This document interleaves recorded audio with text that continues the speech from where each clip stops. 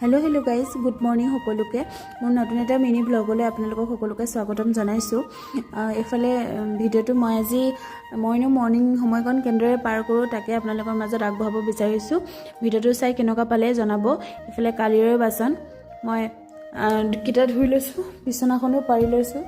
বিচনাখন ভালদৰে মই এইকেইটাই কাম আগতীয়াকৈ কৰিলোঁ আৰু শুই উঠি পোনে আগতীয়াকৈ বাচনকেইটা ৰাতিয়ে বাচনকেইটা ধুই লৈছোঁ। মানে বাচনকেইটা মই ৰাতি নুধুওঁ, তো বিচনাখন শুই উঠি পাৰি লৈছোঁ।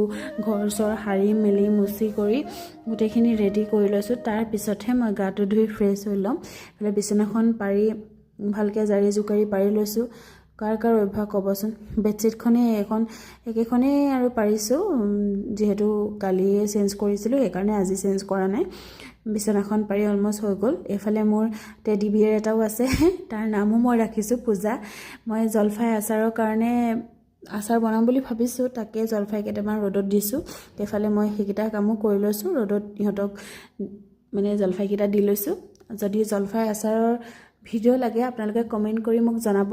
মই আগতীয়াকৈ বনাইছিলোঁ দেই আচাৰ, 2 বৈয়াম বনাইছিলোঁ জলফাই আচাৰ। এতিয়া খাই শেষ লগা কাৰণ মানে মোক আচাৰ দৰকাৰ হয়েই ভাতৰ কাহিনী। এনেকুৱা কাৰ স্বভাৱ মোক জনাবচোন। মই আচাৰকণ হ'লেহে মানে ভাতকেইটা যায়। এইফালে বাচনকেইটা ধুইছিলোঁ, অলপমান ৰ'দত মেলি ল'লোঁ। এইফালে বাচনকেইটা থৈ ল'লোঁ সামৰি মেলি। এইফালে মই ফ্ৰেছ হৈ আহি মেলি ডাইৰেক্ট ভাততে লাগিছোঁ আৰু চাহ তাহ খাবলৈ কাৰণে মোৰ সময় নাই, কাৰণ ডিউটি আছে যে ইভিনিং 1টাৰ পৰা থাকে। তো মই দেৰিকৈও শুই উঠি লগালগ পটাপট মানে কামকেইটা কৰি ফ্ৰেছ হৈ এইফালে ভাততে লাগি যাওঁ আৰু। এইফালে মই দালিকণ পাতিয়ে থৈ গৈছিলোঁ। দালিকণ পাতি থৈ দি এইফালে তেল মাৰিছোঁ, নহৰু পিঁয়াজ দি পিনে দাইল আৰু কচু দি বনাইছোঁ।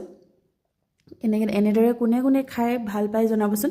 মই এনেদৰে খাই বহুত ভাল পাওঁ, কিন্তু মানে চেষ্টা কৰোঁ আৰু বনাবলৈ। মাৰ হাতৰ নিচিনা কেতিয়াও দাইলকণ হ'ব নোৱাৰে। মানে মাৰ হাতৰ দালি কচু ইমানেই বঢ়িয়া হয় খাবলৈ। মই ভাবোঁ মোৰনো কেতিয়া মাৰ নিচিনা হাতৰ হ'ব, কেতিয়াও হ'ব নোৱাৰে। পিছে এইফালে মই ধনিয়া দি দিলোঁ, এইফালে ভাত পাতি দিলোঁ দেই, মোৰ বেমাৰী কুকাৰটো। এইফালে মই ধুনীয়াকৈ মানে এইফালে নাছিলে, ৰ'দৰ ফালে আনি লৈছোঁ, কাৰণ ৰ'দত অকণমান বনাই মেলি ভাল লাগে হয় নাই ঠাণ্ডা দিনত। ৰ'দত কোনে এতিয়াতো চাগে ঘৰত থকাবিলাকে ৰ'দতে বাহিৰতে খাইছে, আমিও ঘৰতে আগতে বাহিৰতে খাইছিলোঁ। এইফালে বিলাহী পিটিকা খাই মই ভাল পাওঁ দেই, কিন্তু মানে ইয়াত গেছ জুই চুই নাই, তো সেইকাৰণে গেছত পোৰাটো ইমান ভাল কথা নহয়। সেইকাৰণে মই এনেকৈ বিলাহী টককৈ বনাই লৈছোঁ আৰু সেনেদৰেই খাই ভাল লাগে, জলকীয়া অলপ বেছি দিলে মানে। তো এইকণো ৰেডি কৰি ল'লোঁ। এইফালে আকৌ ভাজি অকণো বনাব লাগিব বুলি ৰঙালাও আছিলে, ৰঙালাও আলু দি এনেদৰে ভাজিবৰ কাৰণে ৰেডি কৰিলোঁ ৰঙালাও ভাজি।